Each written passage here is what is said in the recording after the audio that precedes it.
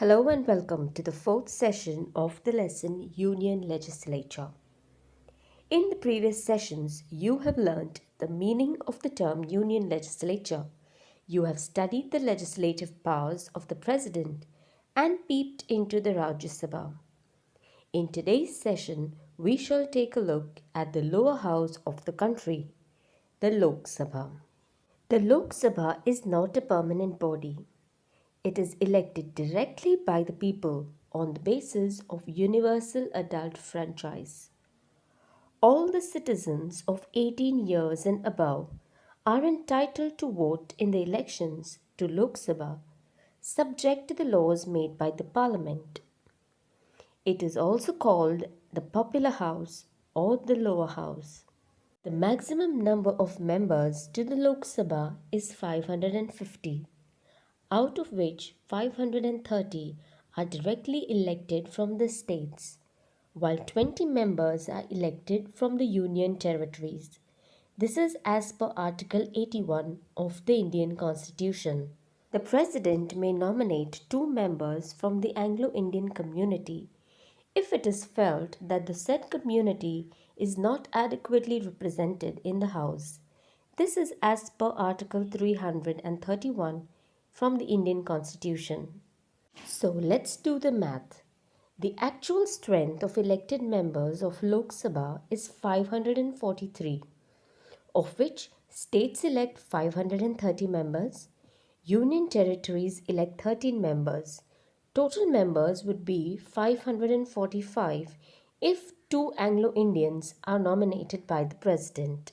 Speaking about reservations, a certain number of seats have been reserved for the scheduled castes and the scheduled tribes in the Lok Sabha. Reservation of seats for the scheduled castes or scheduled tribes means the person belonging to these communities will represent such reserved seats. It implies that only persons belonging to these communities can contest from the reserved constituencies. Out of 543 elected seats in the Lok Sabha, 84 are reserved for scheduled castes and 47 are reserved for scheduled tribes. Speaking about territorial representation, the representation to the Lok Sabha is based on population. Therefore, Uttar Pradesh, which is the most heavily populated state in India, sends as many as 80 members, while smaller states like Mizoram, Nagaland, and Sikkim send just one representative each to the Lok Sabha. The distribution of seats among the states is based on the principle of territorial representation, which means each state is allotted seats on the basis of its population in proportion to the total population of all the states. For the purpose of elections to the Lok Sabha, the states are divided into single-member constituencies, which are more or less of the same size with regard to the population. Now let us take a look at the qualifications and disqualifications that are applicable to the members of the Lok Sabha. All the qualifications and disqualifications as mentioned for the Rajya Sabha apply to the Lok Sabha also. However, there are a few differences. They are as follows. For becoming a member of the Lok Sabha, a person should be 25 years of age. A person contesting from the reserved seat should belong to the scheduled caste or scheduled tribe, as the case may be.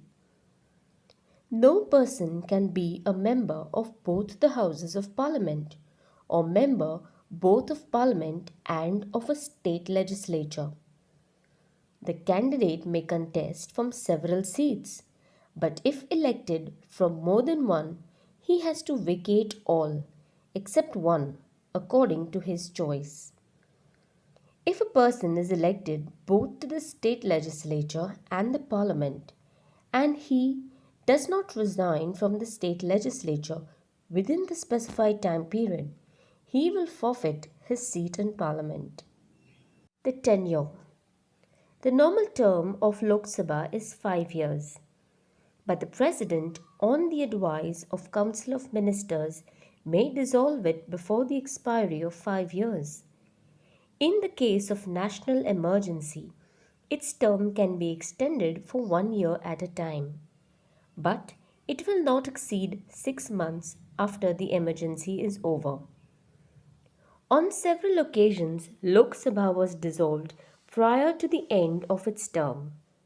For example, the 12th Lok Sabha elected in 1998 was dissolved in 1999. In 1976, the term of Lok Sabha was extended due to the ongoing national emergency. Who are the officials of the Lok Sabha? The Speaker and the Deputy Speaker are: the presiding officer of Lok Sabha is known as Speaker. The members of the House elect him.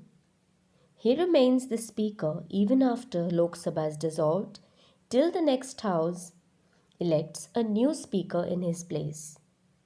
Now, in his absence, a Deputy Speaker, who is again elected by the House, presides over the meetings. Now, this is important. Once elected to the office, the Speaker severs his party affiliations and starts functioning in an impartial manner. Both the Speaker as well as the Deputy Speaker can be removed from office by a resolution of the Lok Sabha passed by a majority of all of the members of the House. What are the powers and functions of the Speaker?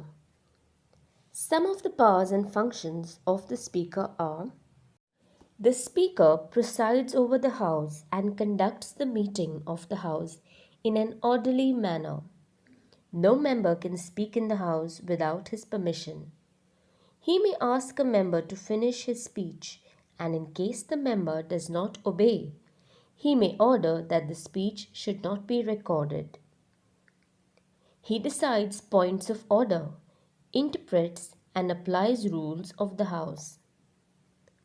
All the bills, reports, motions and resolutions are introduced with the Speaker's permission. He puts the motion or bill to vote. He does not participate in the voting, but when there is a tie, that is equal number of votes on both the sides, he can use his casting vote. But he is expected to cast his vote in a manner so that his impartiality and independence is retained. The Speaker certifies whether a bill is a money bill or not. His decisions in all parliamentary matters are final. He is the custodian of rights and privileges of the members. He can disqualify a member of his or her membership in case of defection or malfunction. He also accepts the resignation of members and decides about the genuineness of the resignation. In case of joint sitting of the Lok Sabha and Rajya Sabha, the Speaker presides over the meeting.